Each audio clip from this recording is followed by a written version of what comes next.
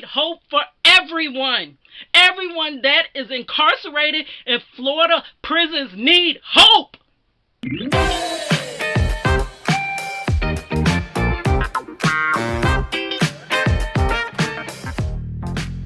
Hi guys, welcome back to my show. It's your girl Cadillac, and today this is not the video topic that I was going to do today.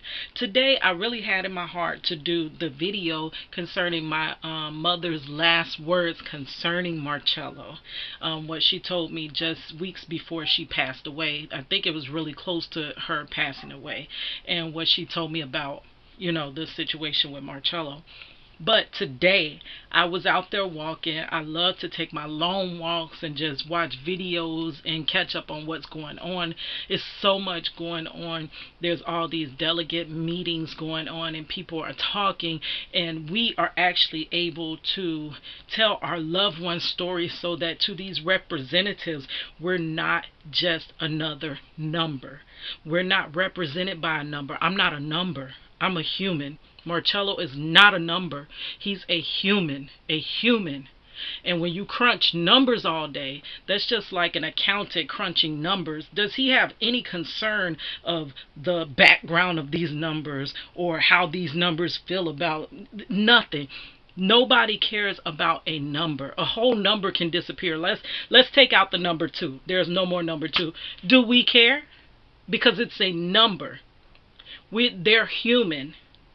Incarcerated individuals are human. Their loved ones, are human. They're humans. So now that puts the care behind it. Now you may care because you see the faces, you hear the stories, you hear the cries that we have cried silently. Not because we cried it silently, but because we cried it and you closed your ears. That's why it's been silent cries. But it's finally getting out. So I'm like, I missed my delegation delegates meeting because I work, I do so much, so I try to stay in tune, but I guess I lost connection at that point, and I missed mine. So I was like just going through listening to what some of the other delegates from other counties and stuff were talking, but Florida is as a whole, but I think for me to get a better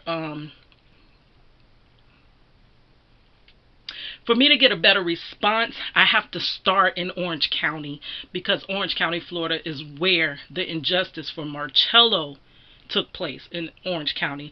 So I kind of missed it. I'm trying to find somebody that can get me up to date with what was going on. I'm researching, listening to different videos, and the one thing that really because I'm trying to find out what criminal justice reform they're trying to do in my Central Florida area.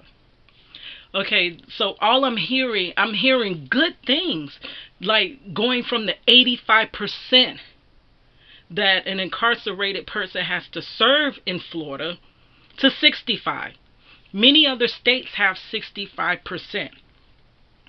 Okay, that sounds so great.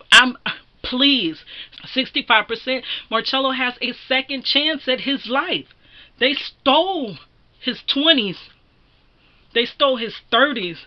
They stole him raising his child. They stole his young life. It's gone. But it would be a second chance, because with 65%, he'll still have only about 7 more years to complete of his 40-year sentence. 7 more years, is going to go by like this. It's not tomorrow, but at least he has a second chance. And what is irritating me with the situation, I'm glad that they're entertaining the 85%, but they're saying for nonviolent offenders. No, every offender needs a second chance.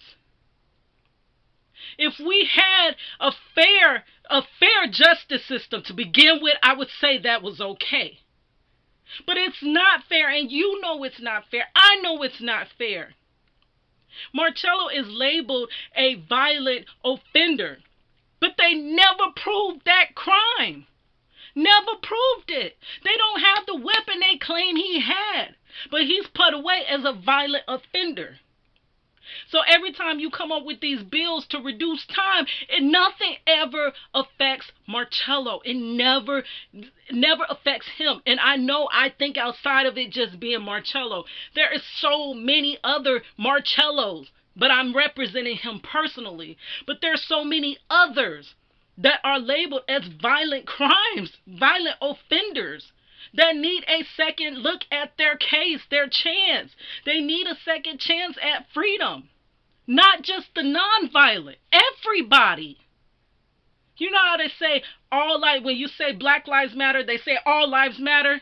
Okay, with people that are incarcerated, not just the non-violent offenders matter. Everybody matters. They all matter. I almost said we, but I am a part of it now. Because when he went to prison, he took a piece of me with him to prison. So we matter. Don't just always say nonviolent.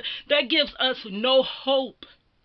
There are people that have been in prison for 30 years on a violent offense. Do they not deserve a second chance if they have done what they're supposed to do? What initiative is it if they never have hope? We need hope for everyone. Everyone that is incarcerated in Florida prisons need hope. Not just the non-violent. Everyone. My daughter was 9 months old when he was taken from our family. My daughter is 19, going on 20. That is enough time for a robbery that you don't have evidence in. They didn't just do that to Marcello. They did that to many black men and minority men. They did it to many. Marcello is just a drop in the bucket. It's time to make it right. Make it right for all, not just a few.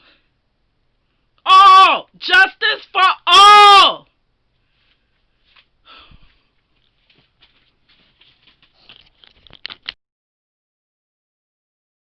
It's